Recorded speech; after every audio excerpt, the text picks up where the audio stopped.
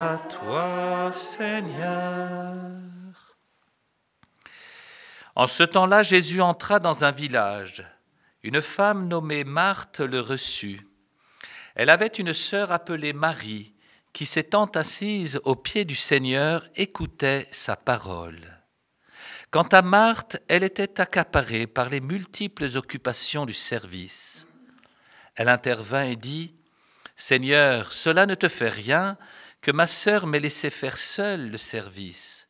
Dis-lui donc de m'aider. » Le Seigneur lui répondit : « Marthe, Marthe, tu te donnes du souci et tu t'agites pour bien des choses. Une seule est nécessaire. Marie a choisi la meilleure part, elle ne lui sera pas enlevée. » Acclamons la parole de Dieu.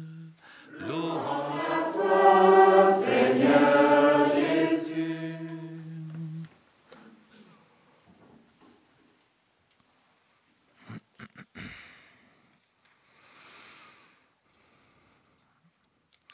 En ce jour où nous faisons mémoire de Sainte Faustine, l'Écriture nous invite à accueillir la prédication du prophète Jonas à la conversion.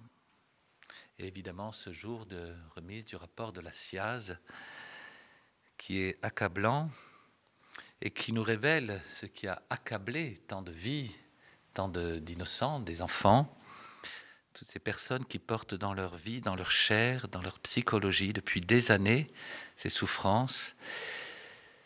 L'invitation à la conversion alors résonne de manière d'autant plus forte pour nous. Ce rapport qui nous met sous les yeux une telle souffrance nous invite à accueillir avec d'autant plus de générosité l'invitation à la conversion. Je suis toujours frappé par l'audace du roi de Ninive. Il est païen, Jonas n'était rien pour lui, et pourtant il va s'asseoir sur la cendre et il va inviter tout son royaume à la conversion, non seulement les êtres humains, mais même les animaux. Tout le monde y passe. Qui sait si Dieu ne se ravisera pas et ne se repentira pas, s'il ne reviendra pas de l'ardeur de sa colère. Il me semble qu'on pourrait appliquer, toute proportion gardée évidemment, au pape l'image du roi de Ninive et à l'Église la figure de la ville elle-même. L'Église invitait donc à un grand chemin de conversion. Le pape n'a pas attendu, il nous a déjà invités à la conversion, il a invité tout le peuple de Dieu, souvenez-vous, dans sa lettre au peuple de Dieu, il nous a invités véritablement à changer, et il en a bien conscience, et il nous y invite encore. Je pense que parmi les rapports d'autres pays, celui de la France va encore rajouter un poids supplémentaire dans cet appel à la conversion. Il nous faut l'accueillir. L'Évangile, lui, nous invite à cette attention à la parole de Dieu, dans ce contraste entre Marthe et Marie. L'agitation de Marthe, il me semble peut-être aussi un peu l'image de notre Église, et je pense à nous les pasteurs. Parfois on est accaparé par justement ce service. Mon Père, vous n'êtes pas accessible, nous dit-on parfois. On est peut-être parfois trop pris par ce souci du service, en oubliant que l'essentiel c'est d'écouter le Seigneur. Peut-être les victimes, elles, de ces abus ont eu malheureusement comme contrainte, mais poussées à ce silence introspectif sur leurs blessures évidemment, mais qui, je l'espère pour elles, a été l'occasion aussi d'entendre les paroles de consolation du Seigneur.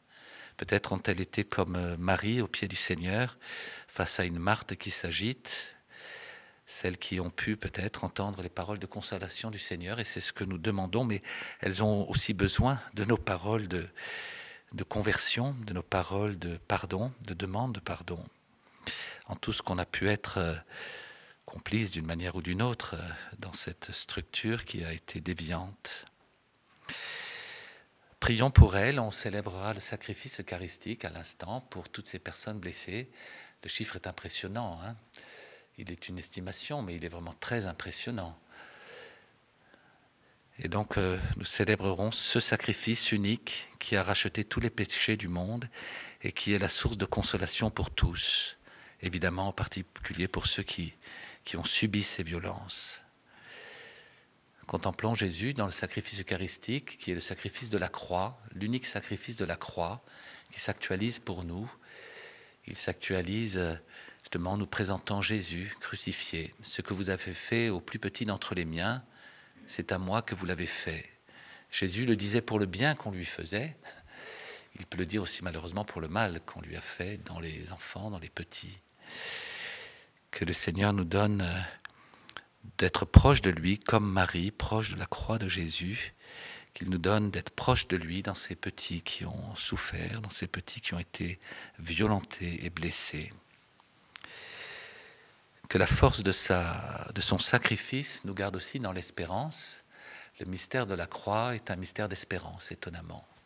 Croix de Jésus, notre unique espérance. C'est vraiment ce que nous dit la lettre aux Hébreux. Elle est cette ancre, la croix, elle est cette ancre plantée dans le ciel qui nous tire vers le ciel. Alors tous, demandons au Seigneur de lui être proche en sa croix, d'être proche dans la croix qu'il porte en cette génération, dans son Église, qu'il nous donne d'être proche de ceux qui ont vécu cela, d'avoir des oreilles nouvellement ouvertes, si l'on peut dire, pour une écoute plus attentive, ce cri qui finit par percer, enfin ce silence pour cette part accablant, et que nous sachions nous mettre en prière de manière renouvelée, invoquant sur nous, sur l'Église entière, la miséricorde du Seigneur.